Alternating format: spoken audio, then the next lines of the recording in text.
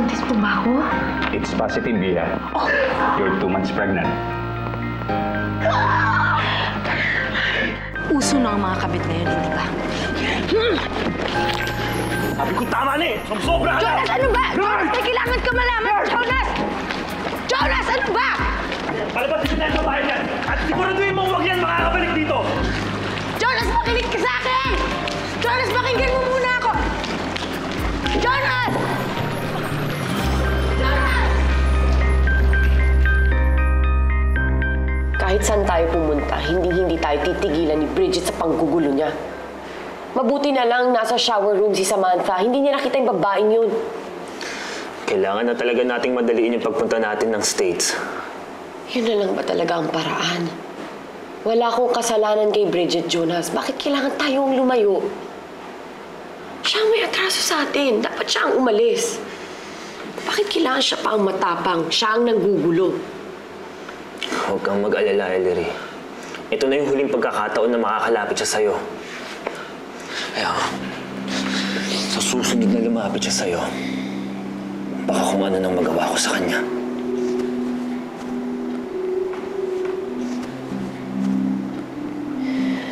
Teka, bakit parang ang init mo?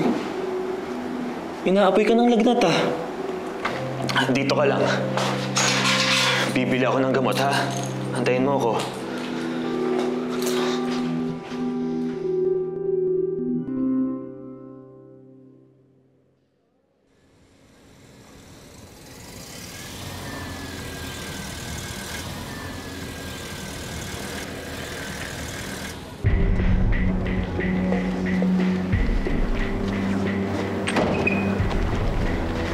Hindi mo ba talaga kami titigilan?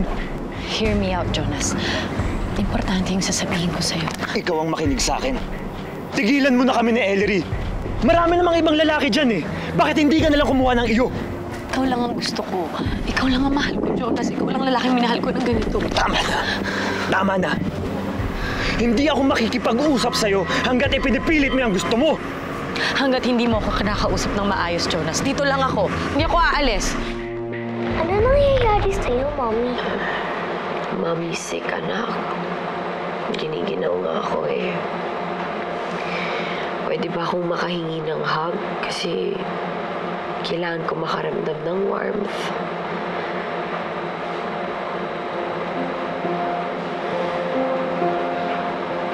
Ano yung hawak mo, anak? Nag-drawing ako nung natutunan ko from school. May I see it?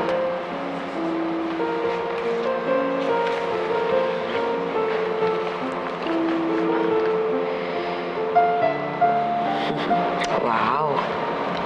Family portrait pala itong dinrawing mo, anak eh.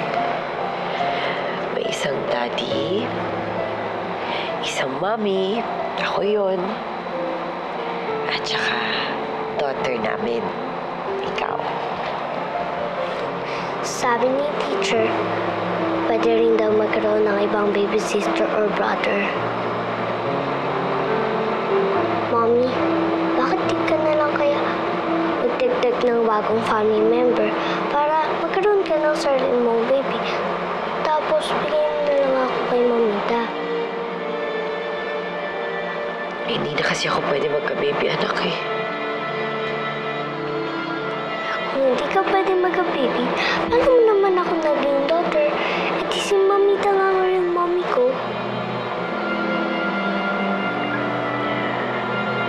Gustuhin ko bang i-explain sa'yo, anak, pero hindi mo maiintindihan. Tsaka ayaw mo yun. Ikaw lang ang nag-iisang anak namin, kaya wala kang kahati ng atensyon o pagmamahal namin ni daddy mo. Ba? Talagang napapaliw ka na, no? Gawin mo gusto mo. Bahala ka. Sige. Sagasaan mo ko. Nang madisgrasya kami na magiging anak mo.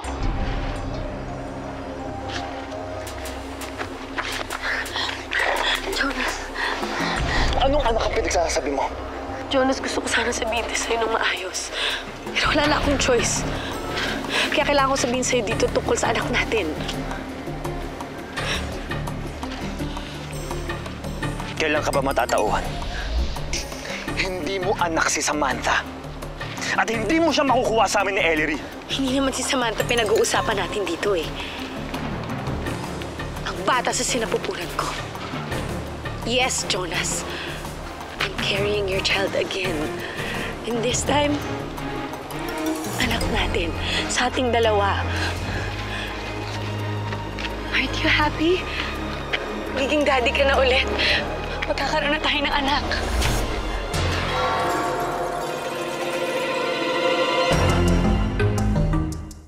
You're lying. No, Jonas, no. This time, please, believe me. Nagsasabi ako ng totoo. Maniwala ka sa akin. Gaya ng pagpapanggap mo nung may sakit ka. Yes! I lied before. Kasi nawawala ka na sa akin eh. Pero ngayon, I'm telling the truth. Kung gusto mo, pumunta pa tayo sa doktor ko.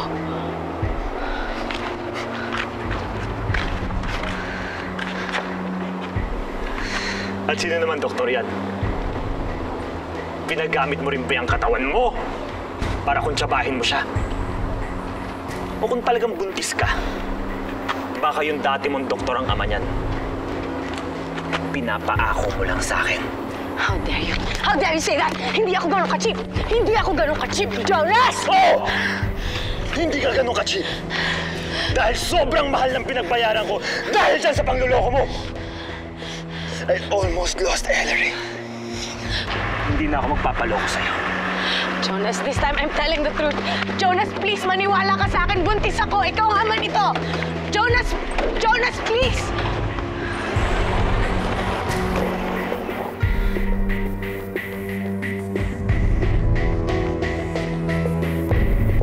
Ellery, anong ginagawa mo dyan? Sobrang sama na ba ng pakiramdam mo?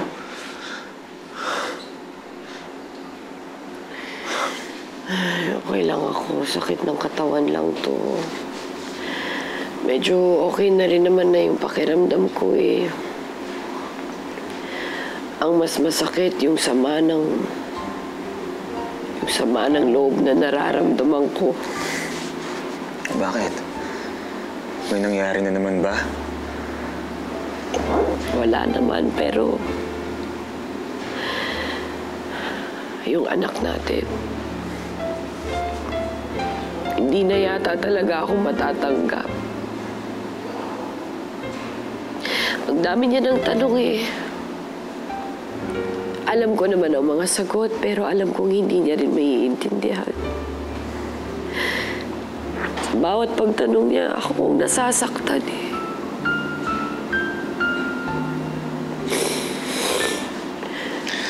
Ellery, alam mo naman ng bata eh. Marami talaga silang tanong. Nursery teacher ka. Dapat ikaw ang mas nakakaalam niyan. Naiintindihan ko naman siya. Kaso sa bawat pagtanong niya, napag-isip-isip ko kung ano yung mga pagkukulang ko bilang isang babae at isang ina. Sana binayayaan na lang ako ng normal na matris, Jonas. Bakit si Bridget lang ang may kapasidad na magbuntis? I'm carrying your child again. And this time, anak natin. Sa ating dalawa. Kung normal lang sana ang matris ko, Jonas. Sana hindi na natin kinuhang surrogate mother si Bridget. Ako lang ang kikilalaning ina ni Samantha. At hindi na tayo magkakaroon ng problema pa.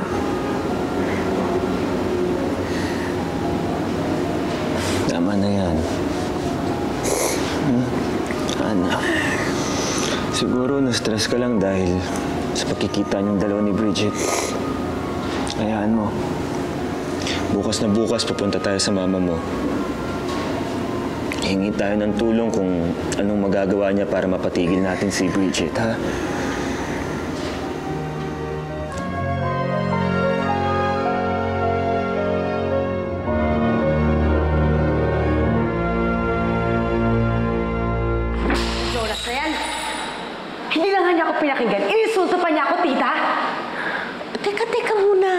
yan ang pinagdidiskitahan mo? Eh dapat sana, isinama mo na lang ako para ako mismo ang babagok sa ulo ng Jonas na yan para matauhan siya. Nakuha na talaga ni Ellery si Jonas. Ayaw na nga niya akong pakinggan eh. Ano bang meron si Ellery, ha? Bakit siyang pinili ni Jonas? Kung tutuusin, mas lamang ako dahil ako kaya kong magkaanak. Bridget, calm down. Baka paano yung dinadala mo sa tiyan mo? Yan ang swerte mo na ko, baka maging bato pa. Abay, madali na ngayon patunayan kung sino ang tatay ng bata. May mga DNA test na ngayon. Pero matagal pa bago ko mapatunayan yun. Ilang buwan paghihintay ko bago lumabas tong anak ko. Hindi ko na kaya maghintay, tita. O so ano ngayon ang gagawin mo?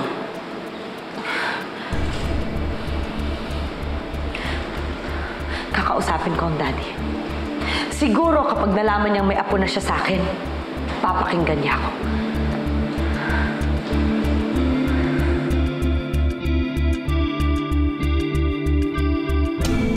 This is just too much.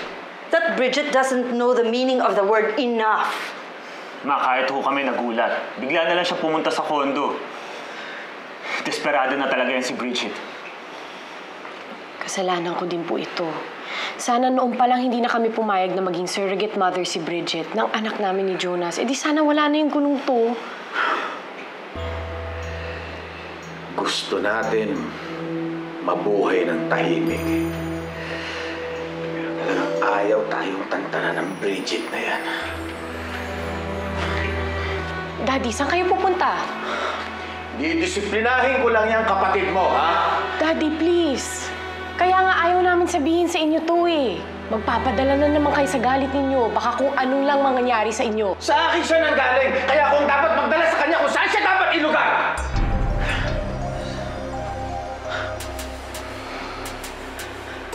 Well, at least ngayon kinakampihan ka na niya.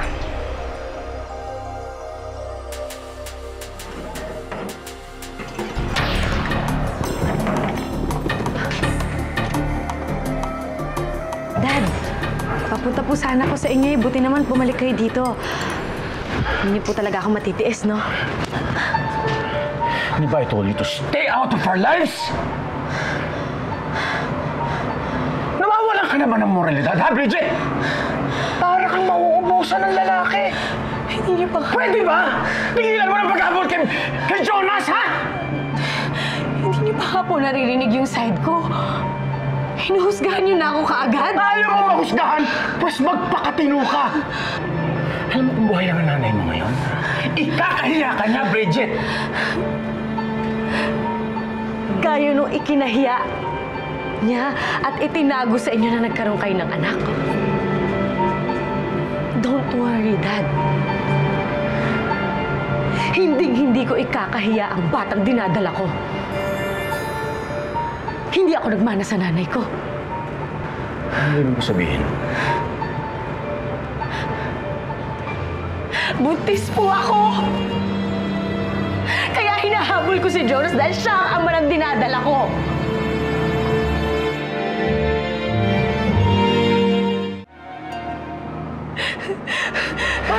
Huwag kayong mag-alala. Hindi illegitimate ang magiging anak ko. Dahil kasal pa kami ni Jonas nung nabuo to. There you go again, Bridget, ha? Ano na naman palabas to, ha? Hindi po to palabas. Pareho kayo ni Jonas, Dad. Puro si Ellery na lang iniintindi. That's not true! Bridget, you know very well na hindi ko pa alam na anak kita. Inaasikaso na kita. Pilit kong inaayos ang buhay mo. Pero ano ginagawa mo? Ha? Pilit mong sinisira. Oo na, aminado na ako. Nagkamali na ako, Dad. Wala po ba akong chance para magbago? At bilang ama ko, hindi niyo po ba ako pagbibigyan?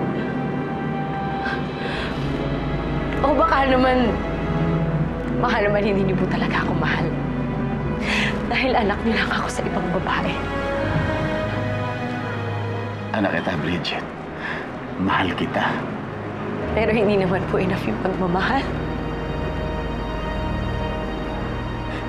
Dapat, mas mahal niyo ako kaysa kay Ellery kasi una niyo akong naging anak. Alam niyo, Dad, kung nasabi lang ng nanay ko sa inyo yung totoo,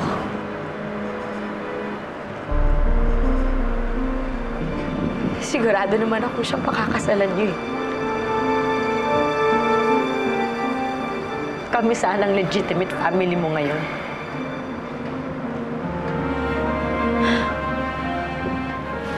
Alam niyo, kung nasisingil lang ang pagmamahal, lubog na po kayo sa utang sa akin. Para sa mga panahong pinagkait sa akin, naituring niyo ako bilang tunay na anak.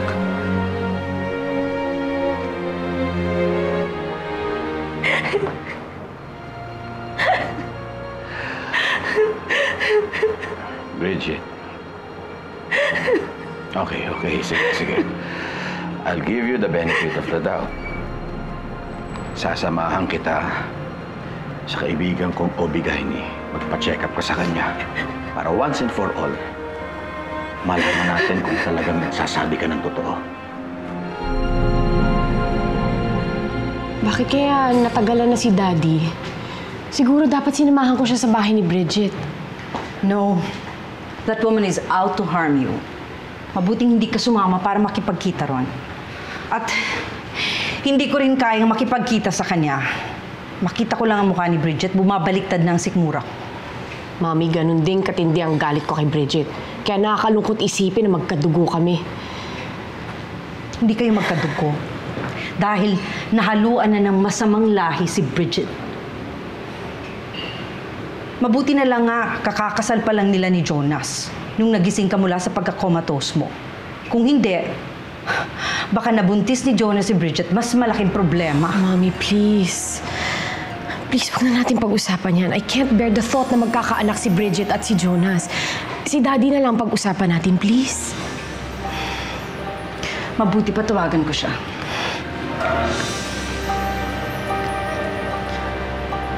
Delphine, nag-aalala si Ellery kung bakit natatagalan ka. May problema ba? Wala, may dinaanan lang ako. Yeah. Oh, don't worry.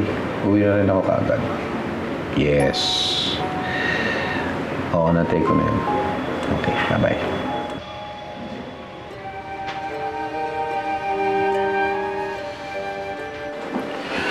Doktora. Kumusta ang resulta? Negative ba? Positive hong buntis siya, Mr. Martinez. Congratulations! You'll be a grandfather soon. Excuse me. Thank you, Doktora. Ano, Dad? Ilang beses ko po ba kailangan magpa-test para paniwalaan niyo ako? I'm sorry, Bridget. Magkakaroon na po kayo ng apo sa akin. Hindi na lang kay Ellery. Hindi po ba kayo masaya? Di ba good news yun? Yeah. Iisa lang ang ama ninyo ni Ellery, ha? Iisa rin ang ama na magiging anak ninyong dalawa. Iisa rin ang ama ng magiging mga apo ko. Ang saya, di ba?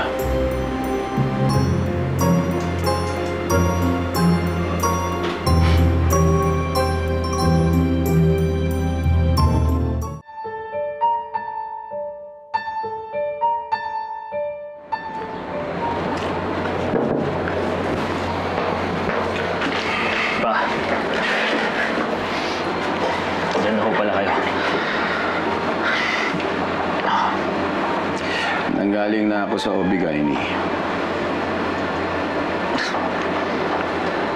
Sinabi rin ho pala sa inyo ni Bridget yung sinabi niya sa akin. What did you discover? Hindi naman ho siya totoong buntis, di ba? Jonas, Bridget is very pregnant.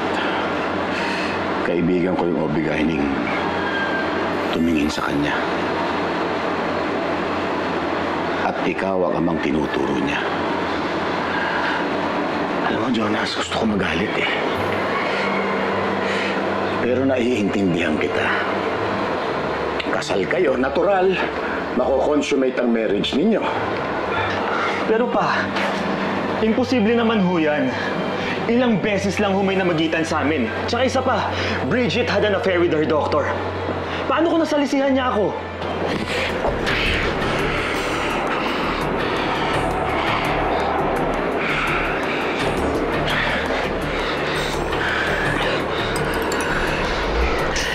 Dalawang anak ko.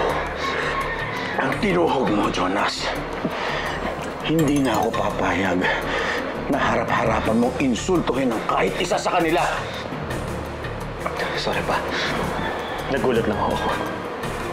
Ayusin mo yung buhay mo! And act like a man!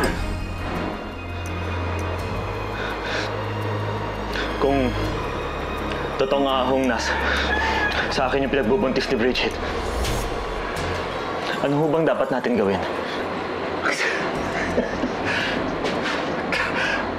Natin? Ikaw lang to, Jonas! Labas ako dito! Pareho kong anak ang inagrabyado mo. Kung kakampihan ko sa isa, paano naman ang isa? Kung makikihalo ako sa gulo nila, lalo lang sila magkakagulo. Ikaw ang dapat magdesisyon dito, Jonas. Ikaw lang. Pa. May tatanong lang ho ako sa inyo. Kung kayo ho ang nasa posisyon ko, at sabay niyong nakilala ang ina ni Ellery at ni Bridget, at sabay niyo rin ho silang naanakan, paano hong gagawin niyo?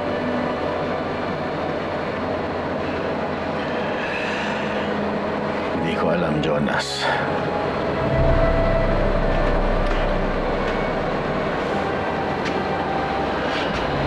Mabuti na lang. Iba ang sitwasyon ko noon kaysa sa sitwasyon mo ngayon.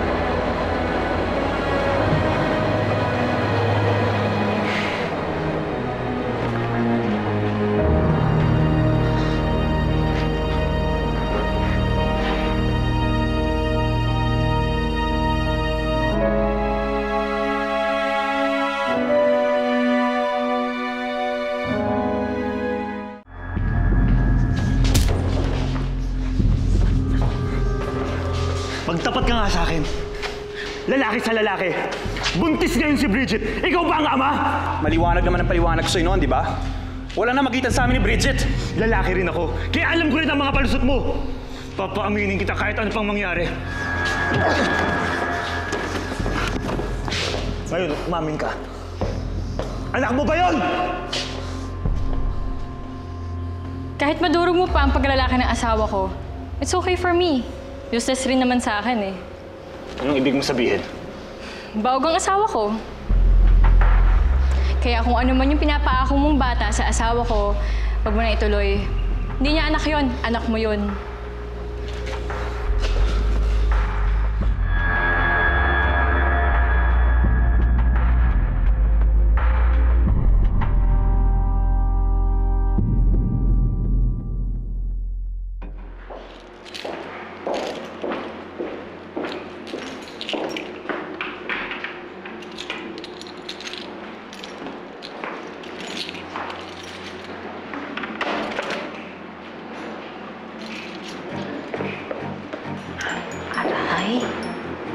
Anong ginagawa mo dito? At paano ka nakapasok? Di ba binili na kita sa mga guards? Baka nakakalimutan mo. Fashion designer ako, Jonas. Kung mga models ko, naiiba ko yung itsura, ako pa kaya? Pwede bang umalis ka na? Baka makita ka pa dito ni Ellery. Siya naman talagang sadya ko dito eh. Inform ko lang sana siya na magiging ina siya ng anak ko. Siguro naman nakausap mo na ang daddy. Alam mo na ngayon na totoong buntis ako. Let's just hope na hindi ako madulas kay Ellery at masabi ko sa kanyang, ikaw ang ama ng bata. Please, Bridget. Huwag mo namang sabihin na kay Ellery. Madali naman ako kausap, Jonas. I can do that for you. Basta makikipagkita ka lang sa akin para pag-usapan ang kalagayan ko. Sige. Makikipagkita ako sa'yo. Aasahan ko yan, Jonas. I'm warning you. Kapag hindi ka nakipagkita, hindi ako magdadalawang isip sabihin kay Ellery ang totoo. Sigurado kung hihiwalayan ka niya kapag nalaman niya yun.